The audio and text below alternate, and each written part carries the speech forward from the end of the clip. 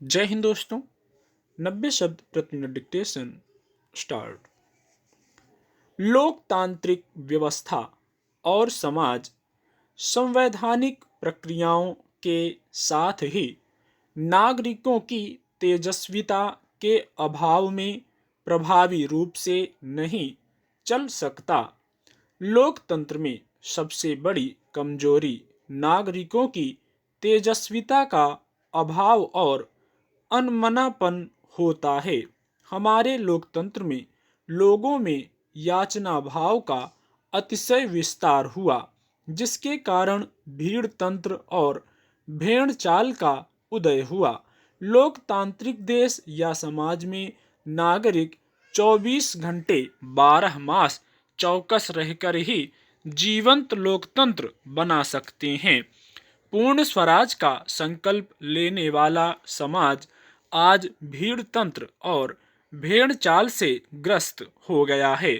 भारतीय समाज और लोकतंत्र में गैर संवैधानिक शक्तियों की हर जगह प्राण प्रतिष्ठा हो गई है।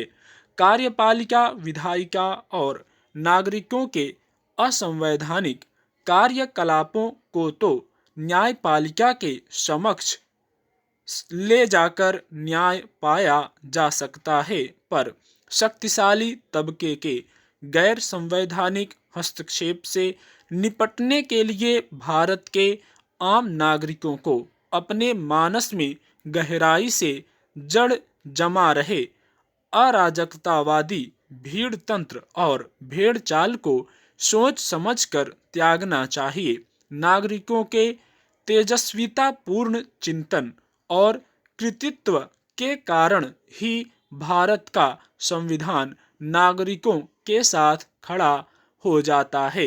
भीड़ तंत्र की भेड़ चाल मूलतः गैर संवैधानिक हस्तक्षेप का अंतहीन सिलसिला है, जो संवैधानिक लोकतांत्रिक राज और समाज को भीरू और श्रीहीन बनाकर असहाय और लाचारी भरा जीवन जीने की दिशा में निरंतर धकेलता है।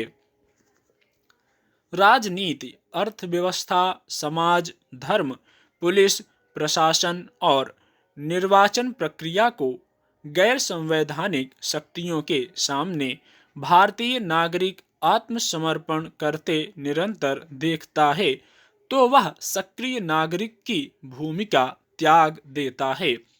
इससे गैर संवैधानिक हस्तक्षेप की अनैतिक ताकत के सामने नतमस्तक होने वाले लोग अपने लोभ लालचवश अपनी गिरावट को निरापद या व्यावहारिक रास्ता मानने लगे हैं। नागरिकों द्वारा अपनी नागरिक तेजस्विता के बड़े पैमाने पर विसर्जन से उपजी परिस्थितियों के चलते लोकतांत्रिक व्यवस्था पर गैर संवैधानिक शक्तियों का वर्चस्व बढ़ा है। भारतीय समाज विविध विचारों वाला समाज प्राचीन काल से रहा है। व्यक्ति और समाज ने विवेकशीलता को अपना सहज स्वाभाविक विचार माना, इसलिए हमारे आज़ादी के आंदोलन में सभी धाराओं को मानने वाले लोग लगातार भागीदारी सुनिश्चित कर लोगों को जागरूक करते रहे। पर आज़ादी पाने के बाद से हम सभी लोगों का व्यक्तिगत और सामूहिक आचरण लोकतंत्र की मजबूती के बजाय भीड़ तंत्र को मजबूत करने वाली धारा में बिना सोचे समझे बहने लगा। यह समझने की निरंतर कोशिश करना चाहिए कि गैर संवैधानिक शक्तियों को भारतीय समाज और लोकतंत्र से विदा करने के तरीके क्यों नहीं विकसित हो रहे हैं।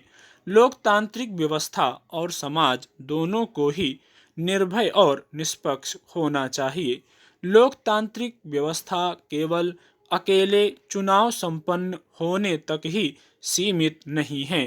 लोकतांत्रिक समाज व्यवस्था का अर्थ है सबको इज्जत और सबको काम। भारतीय समाज में सब बराबर के भागीदार हैं। सब मिलजुल कर ही भारतीय समाज और लोकतंत्र की रखवाली कर सकते हैं, क्योंकि भारतीय समाज और लोकतंत्र सभी का है। किसी एक व्यक्ति, विचार या गैर संवैधानिक शक्तियों की मनमानी गतिविधियों की क्रीड़ा स्थली नहीं। स्टॉप।